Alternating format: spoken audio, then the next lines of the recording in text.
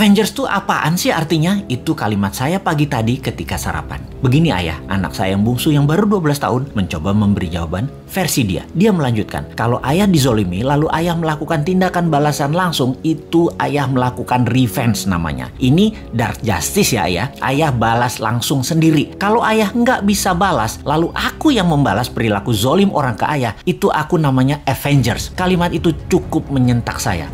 Lumayan juga diajari anak zilenial ini. Straight to the gut, langsung tonjok perut. Dia melanjutkan, jadi ide-ide ayah di sosmed kalau banyak yang bergerak lalu membuat kekuatan melawan Thanos dunia, mereka adalah Avengers di dunia nyata.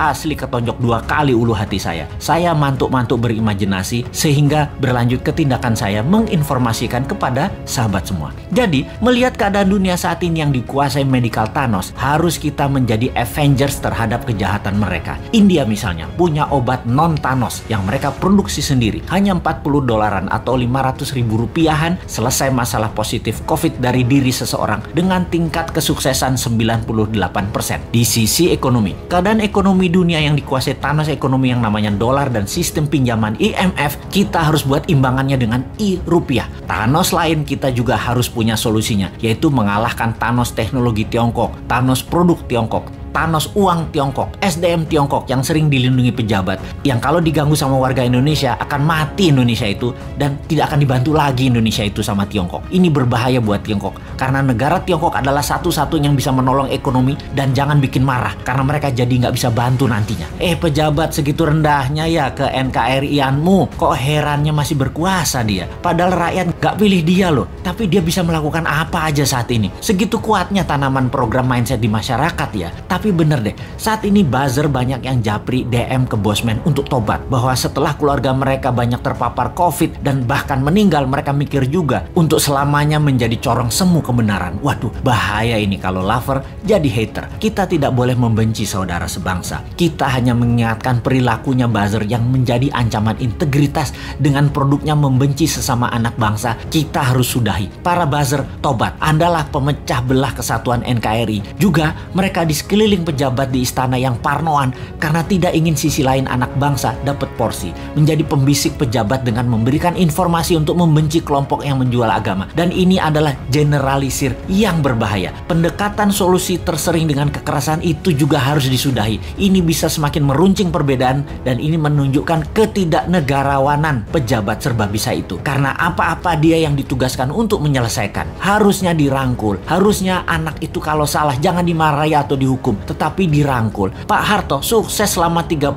tahun itu, tidak anti pemuda angkatan 6667, tidak anti angkatan 72, 73, 74. Semua dirangkulnya, bahkan dijadikan menterinya. Pak Harto lupa aja mengadopsi angkatan 96, 97, 98. Ambiar dia jadinya. Merangkul dan memberikan jabatan sesuai kompetensi membuat siapapun yang tadinya berbeda diberi kesempatan. Kalau berhasil, pejabatnya dapat nama. Kalau gagal, yang atas nggak dapat celah, tapi yang rusak adalah yang tidak kompeten tadi. Jadi gak ada ruginya sebenarnya kalau pejabat sekarang cerdas bernegaranya. Kalau pejabatnya sempit atau memang tak berilmu luas, ya pasti goncang bernegaranya. Masih belum nyadar juga ya wahai para pejabat ini. Ubahlah segera, reshuffle kabinet dengan mengganti 50% orang baru yang new mind. 3 tahun ke depan cukup membuat negara ini keluar dari arah yang miring ke satu sisi. Dan ingat, ada 190 negara lain yang bisa kita kerjasamakan, bukan hanya Tiongkok saja. Bener deh, yang tidak kompeten dan tidak cocok dengan perang dunia ketiga ini jabatannya dilengserkan, ganti dengan 30 orang baru. Tapi ya sudahlah, jabatan ada batasnya kok. Kita kembali ke